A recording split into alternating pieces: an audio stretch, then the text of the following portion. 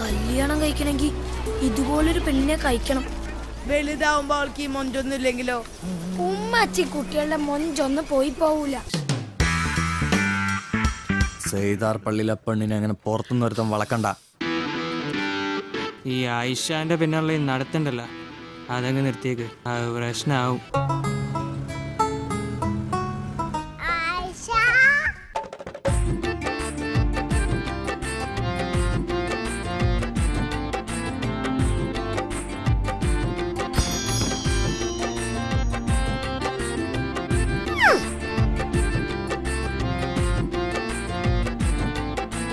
എന്നാലും എങ്ങനെ വീണെന്ന് എനിക്ക് തിരിയാത്തത്.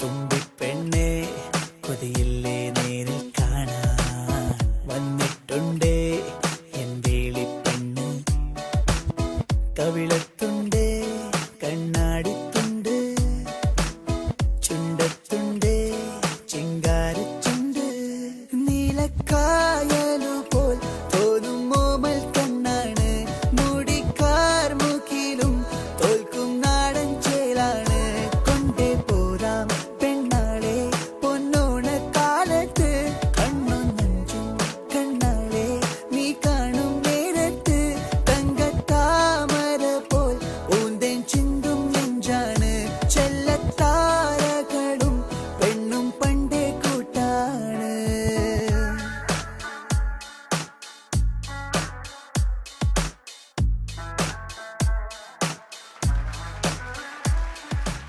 നമ്മളിപ്പോ ഇവിടെ കണ്ടത് ഒരു ഉത്സവമാണ്.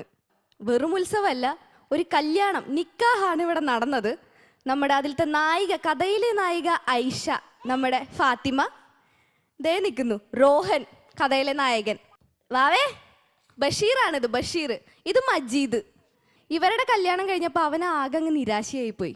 അതുകൊണ്ട് ഇവർ ഡാൻസ് കളിക്കുന്നൊന്നും അവന് സഹിക്കുന്നില്ല, അവൻ മാറി നിൽക്കുക. എന്തായാലും നമുക്ക് അവരുടെ അമ്മമാരോട് ചോദിക്കാം അവരെങ്ങനെ എൻജോയ് ചെയ്തു എന്ന്. റോഹിൻ്റെ അമ്മ വരും. രോഹിണി, എങ്ങനെയുണ്ടായിരുന്നു നിക്കാഹൊക്കെ? ഞാൻ വളരെയധികം എൻജോയ് ചെയ്തു. പാവം ഫാത്തിമ പിന്നാലെ നടന്നിട്ട് എൻ്റെ മോനെ ഒന്നും നോക്കണ പോലും ഇല്ല. കഷ്ടപ്പെട്ട് അവള് കല്യാണം കഴിച്ചു.